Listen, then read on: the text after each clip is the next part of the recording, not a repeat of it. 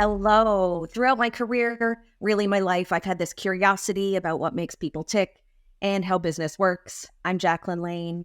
At Varicent, we aim to have meaningful conversations on topics that leaders and sales folks alike care about and that they want to know more about. So in this What I Wish I Knew series, I'm excited to talk to industry leaders so they can share their experiences and insights with all of you. Today, I have Ryan D'Souza with me. He is a cross-functional leader, and he is touted to be the Advil for business headaches. Focused on growth, creating value and strategy, Ryan has worked with sales and marketing business units. So he's also accumulated a really diverse background of experience with sales organizations, from startup size organizations right up to enterprise. Ryan, I'm thrilled to have you with us today. So great to be here. And you know what? I'm brand agnostic. So Advil, Tylenol, whatever it is, it works out well. So great to be here. Thank you for having me. Absolutely. So today we actually have kind of a packed agenda with our three main themes being, we're going to talk about how to minimize the impact of revenue volatility. We've talked a lot about that over the past couple of weeks, Ryan. Some of your experience around why it makes sense to align sales and marketing to optimize growth.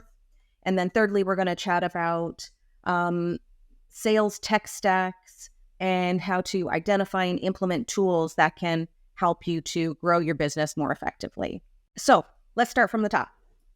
So what brought you and I together was the fact that you have kind of a tried and true recipe to identify where the volatility in a business is coming from. So can you share with me, regardless of if you're doing a consulting role or if you're at a new organization, what does the first 30 days of this recipe look like?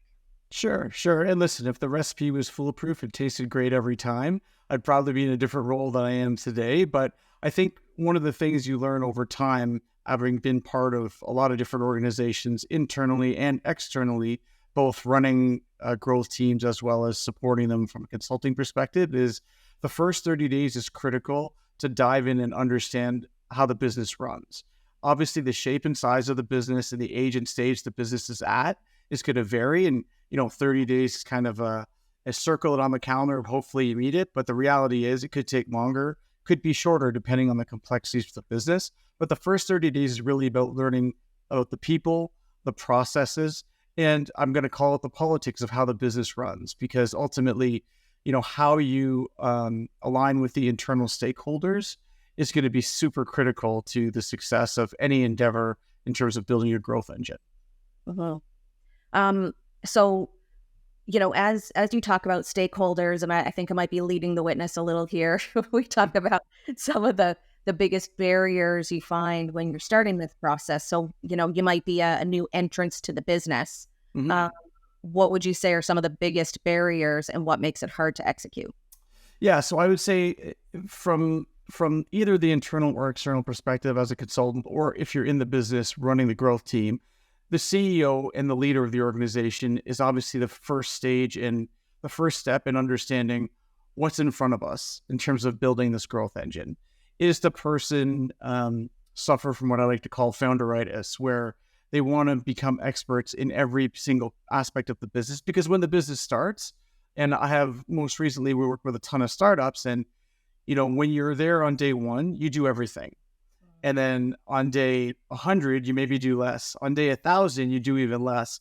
But extricating yourself from what you used to do and what you used to know and how things used to run is often a challenge.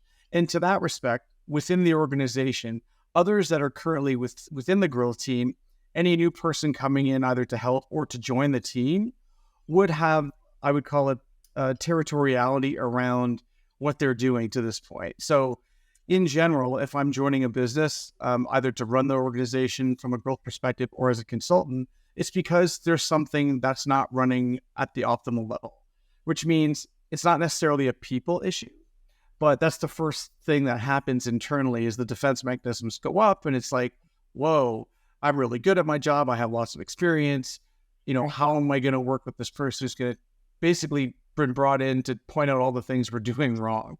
And I think that's obviously, I wouldn't say it's a barrier. It's literally life as a growth leader in any aspect. And those on the call that are growth leaders and have joined new organizations would definitely agree with me on that one.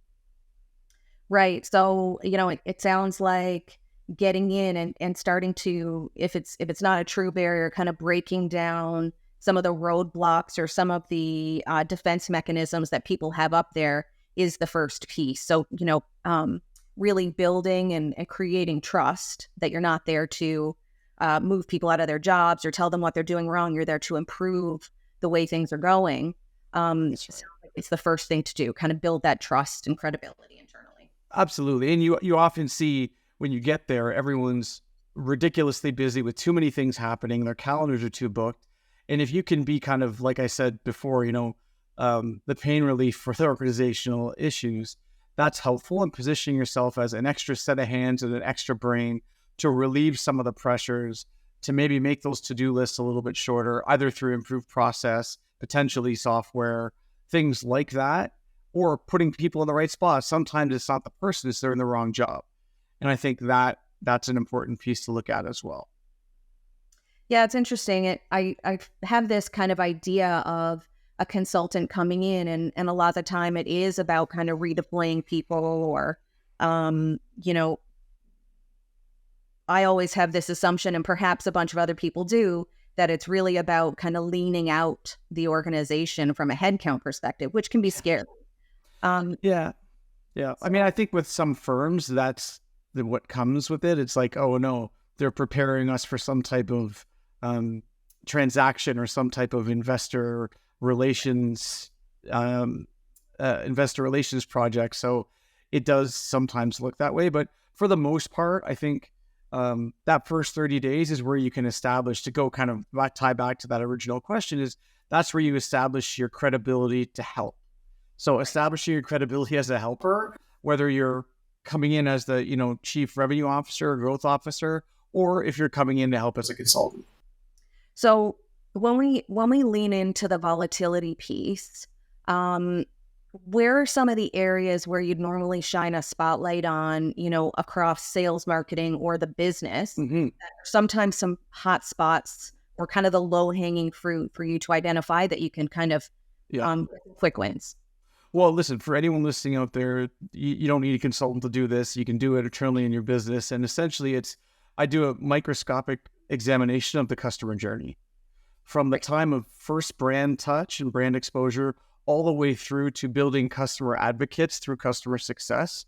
If you look at I call them conversion points across the entire journey, and you see what you've got. Is it a person? Is it a process? Is it a piece of software? Is that conversion point optimized? And you basically go along that journey. You look at it and you go, hey, when a customer is first exposed to our prospect, is first exposed to our brand, is there brand confusion? Are they clear on what it is? Like, those are the types of questions that you can ask, and those answers will tell you what you need to do. Mm-hmm. Next point, first point of conversion. If someone's showing interest, how do we convert them? What's their first touch point in our business? Is it automated? Is it a human? Is that human experience the right one? Are they incented the right way to ensure the customer's journey is optimized? And you can go all the way along through to they're onboarded and they're a customer now. What is your frequency of touch points post-close that enables them to become advocates, shouting from the street that, hey, Hilltops, hey, this company I work with is awesome. Everybody should work with them. So it's interesting, right? Because the second piece we were going to talk about was, you, through conversations, you've shared with me that you have often suggested that sales and marketing should work together. When you talk about the customer journey, it's not the way that a lot of sales leaders would talk about the customer journey, because according to a sales leader, the customer journey begins at, your first appointment or the business development rep through to signing the deal, the end. So talk to me a little bit about your philosophy. You actually said, you can't have a predictable revenue engine unless you tie sales and marketing together. Tell me a little bit about that. Yeah. So, my experience, what I've seen is when you have siloed approaches to the customer journey, it can create friction in that customer's experience. And that translates into internal friction. And I see it every day. And the reality is, when you have functional groups like sales, like marketing, like success, reporting into a CEO, they're not focused just on growth. They're focused on a number of different areas of the business, as they should be. When you have them unified under a growth leadership, that person's everyday, the reason they get up in the morning and their 24/7 drive is the growth of the business from a revenue and customer perspective. And so that generally has created less silos, more unification. And it's almost like you have a journey owner and that customer journey owner versus having people that own pieces of the journey and expecting the CEO or the president to meld those together to create a unified approach is sometimes difficult. It can happen, and it obviously has happened traditionally for years, but that's why there's this, historical, thought process around sales versus marketing. Is it exists because of that exact thing where you've got multiple points of contact into a CEO who's not only focused on the sales, revenue growth, and the health, building a healthy growth engine, focused on everything, and it's harder. Your focus is just diluted. Well, I think that's a really interesting perspective. I love the customer journey owner. I think that's such a cool idea. And I have to say, you come up with these things that I write down. It's like Founderitis and territorialism, and I'm kind of loving the Ryanisms. Give you one of those, but I agree. I think that every organization has a company-wide goal, and the company-wide goal will be growth. It will be profit margin. It will be EBITDA, whatever the company goal is. And then the goals get disseminated across departments, and sometimes the goals conflict, right? And so, when you think about a customer service, like if you think about a call center, maybe they're rewarded on the number of calls that they can get through in a certain period of time, versus other call centers are rewarded on concluding or resolving the issue. So they're two very different metrics. Similarly, if a sales rep is rewarded on volume, then that's a very different metric than if they're rewarded on quantity of value. Yeah. So similarly, I can imagine there's the same kind of conflict across marketing and sales. Yep. And I think you're kind of leading into really the foundation of building a predictable growth engine is making sure you have the right org structure. So you have the right org structure is number one, making sure you have the right people in the right spots across the journey, making sure they're compensated in the right way to drive the behaviors that are going to provide the customer with the best journey possible. And then the third piece would be making sure there's alignment across all of those things as to what it is we're trying to do. So shared goals is a big part of it. I'm a huge proponent of introducing variable compensation for everyone that touches the customer journey. So marketers that have worked on teams that I've run have got variable compensation, which is generally not something that's done when it's tied to the overall results. So instead of tying marketing to just lead generation metrics, you tie them to end goal metrics. Like, hey, you guys own churn as well. You guys own acquisition. So that way, everybody's focused on the same thing. And aligning comp plans is a big deal. So I think those are hugely important pieces. Yeah, I think that's a really interesting take, and I think that's always the goal, right? So we've been doing a lot of ruminating about how to ensure our customers feel more connected in the way that they're disseminating their high level goals down. Sometimes there is a disconnect there. And in some of the ways that companies are looking to control volatility, a big part of it is actually, how do we lean into technology when we start to make these decisions? So, we talked about people in the right place doing the right thing. We talked about processes, tightening them up and understanding where there's too much. And the third piece, people, process, technology is tech. So on average, a sales department has about 7 technologies to improve their performance. So we talked a little bit about in other conversations how, sometimes companies just keep the tech that they've always had and they have a potpourri, another Ryanism, of technology. What's the best way for a sales organization to leverage tech? Yeah. So great question. And I think, after org design, people in the right spots, alignment, giving them the proper tools to, kick butt at their job is where the tech piece comes in. And I think what's oftentimes a very last add to someone's org chart is someone to own kind of, sales operations or growth operations. I've recently started to add, the title of growth ops to my orgs, because you need someone who can unify the tech stacks of all the different pieces that touch the customer. You see it all the time across organizations where marketing uses one piece of tech, sales uses another piece for CRM, and then you might even have a separate piece of software for customer success to use.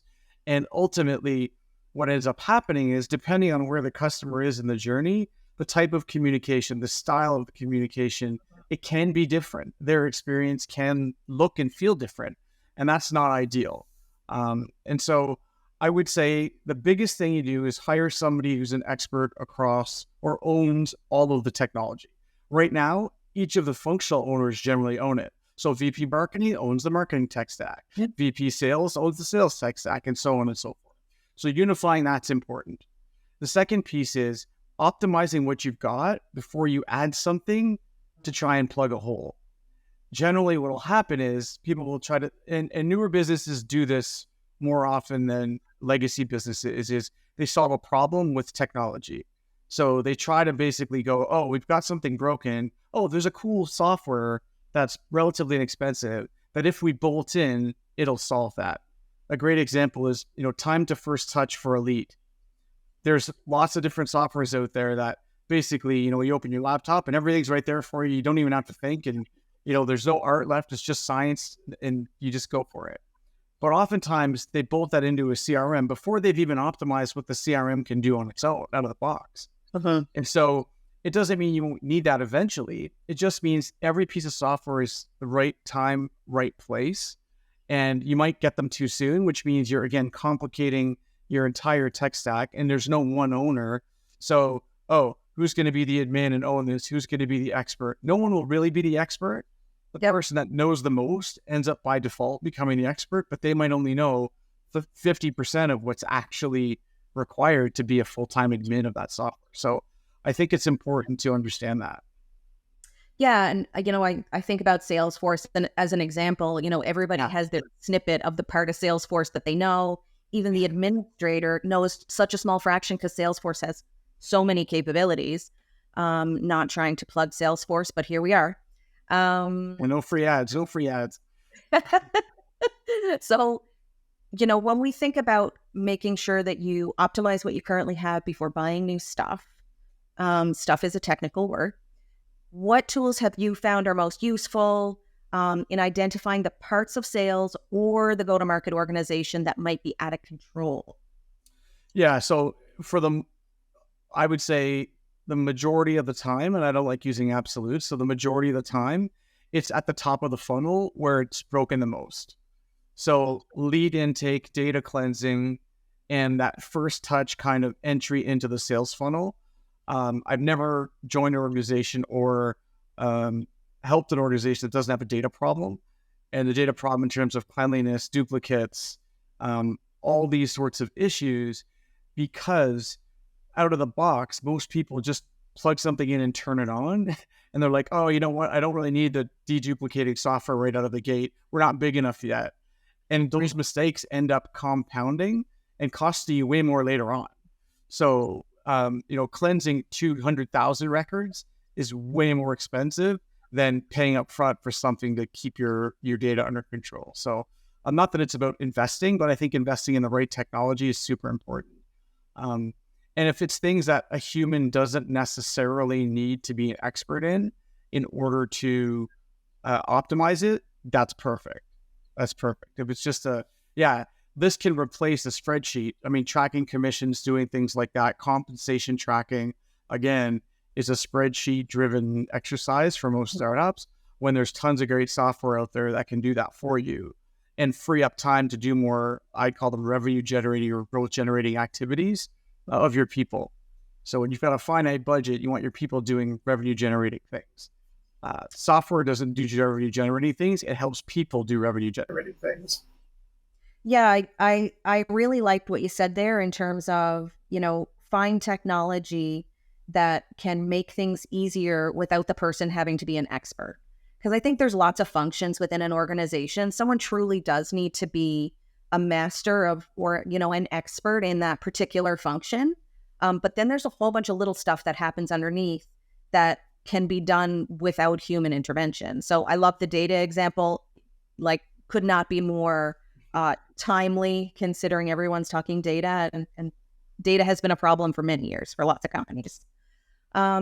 So tying up, firstly, I want to say thank you for your insight. I think there's some really cool tidbits there. There were 3 key pieces that I took out of there. One, I don't think that you can ever underplay how important culture is. And it could be very different based on the size of organization. But, I already said Founderitis, or even, a particular expert, they don't necessarily want to let go of control. So understanding the culture before you get in and kind of stomp all over the flowers. The second piece was getting into the customer journey. And I really love the idea of a customer journey owner as a part of, even if sales and marketing aren't one function, to have someone who manages what that journey looks like throughout, to me, super cool idea. And the third one was, having a tighter control on organizational structural alignment. So making sure that those goals from the top level are shared as you trickle down, and then having someone who manages tech, like the growth ops role you mentioned, to manage tech for the sales organization. So those were my 3 takeaways. I think I could have just regurgitated most of the stuff we talked about because I thought it was super valuable. So thank you. Of course. So we're just going to move on to one of my favorite sections, which is called Quick Questions. Are you ready?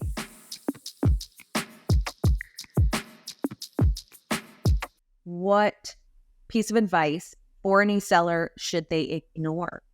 I learned this one the hard way. So, you don't want to pay any attention to those that don't have a look in the mirror first mentality when it comes to their results. New person joins a sales team, everyone's going to be giving them different advice, and someone will say, oh, if the product just had this doohickey, we would crush it. Don't worry. I would have hit my target last week if my leads were better. That stuff will literally pollute your ability to be successful. So it's kind of a ignore others that don't have that mentality, but it's reverse is make sure you have a look in the mirror mentality yourself as well. I love it. I love that. I think it's great. I'm not supposed to be giving you feedback. I'm supposed to be asking you questions. One of my favorite questions to ask people generally, especially people who landed in sales, is when you were asked as a kid, what did you want to be when you grew up? Well, I've got older siblings, and they were all kind of medical related. So, dentist, hygienist stuff. So I thought I was going to end up being a doctor of some sort, but no, way smarter, got into business. So different life for sure. Different life. So what was your first job? My first job was actually delivering flyers way back when they weren't through Canada Post for a little Italian restaurant in the neighborhood I grew up in. Nice. So door-to-door flyers with the specials and little cutout coupons, and I got paid in pizza. So it was amazing. Amazing. Yeah. So I don't know what to ask about the ingredients of a productive sales culture, although you probably know the ingredients of a wicked pizza. But what are the 3 ingredients of a productive sales culture? I would say motivation, inspiration, and customer journey obsession. Those are the 3 that I would say. If you've got those, you're miles ahead. Mm-hmm. I feel like I've got the order wrong because my next question is, what was your favorite meal of all time? My favorite meal of all time is very specific, and anybody who's listening or may listen to this at some time has talked to me ever knows this answer already too, but it's probably a 16-ounce filet with veggies, tons of veggies, and a massive bottle of red wine. That would be good for me. That I think is now officially my favorite meal. So I think I know the answer to this question already. If you had $500 to spend on anything, what would it be? It would be that meal. But if it wasn't that, Exactly. Well, the favorite meal would be if it was free. So then I wouldn't need to spend it on that. But I would take that $500 and turn it into way more by incenting my growth team to deliver results. So I would use it as an incentive to someone in something. Oh, clever. Clever. The old growth mindset, not a pair of sneakers. Yeah, turn 5 into 50,000. That's the move. Nice. Hey, very last question in the spirit of what I wish I knew. What are you most curious about? What do you wish you knew more about? Yeah, that's an easy one. In the post-COVID world we live in, one of the things that I'm still trying to find the formula for, and if I do, I'll let you guys know if we do another podcast, but it's how to optimize training and education in a remote environment. It's so hard when we click leave meeting or somebody exits this podcast to be like, oh, did they get it? What did they retain? How can you measure if they're putting things into action before it's too late? So for sales leaders and training folks out there, it's been tough in a post-COVID world to, hire, retain, and train great talent.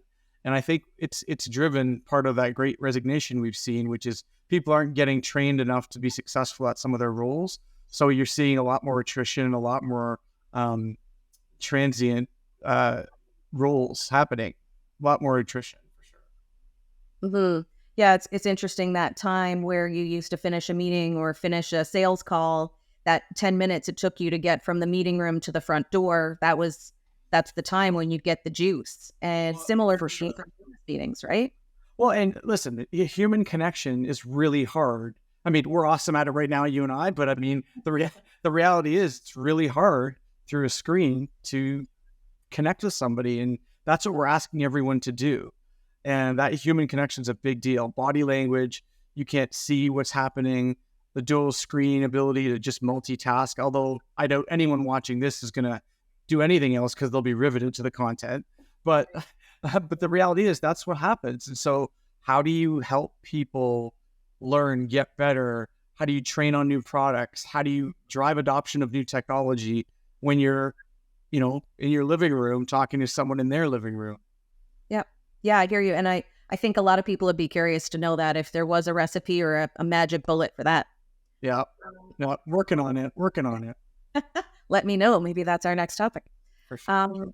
So we've talked about just a ton of stuff today, and really the tip of the iceberg of what we could talk about in terms of how to manage volatility within an organization. We started out by talking about, how you get in there and you understand that culture and building trust and respect are really important parts when you're first starting to understand what's creating volatility. We talked about an alternative about bringing sales and marketing together to really kind of drive that customer journey mindset. And then finally, we talked about how to optimize the sales tech stack so that you are doing the most with what you have rather than filling plugs. I've already told you my 83 favorite key takeaways, but I want to say a big giant thank you. I've learned a lot today, and I hope people who are listening and watching have as well. So thanks so much, Ryan. You're very welcome. Look forward to working together again. Amazing. Have a good one. Thank you. Take care. Bye-bye.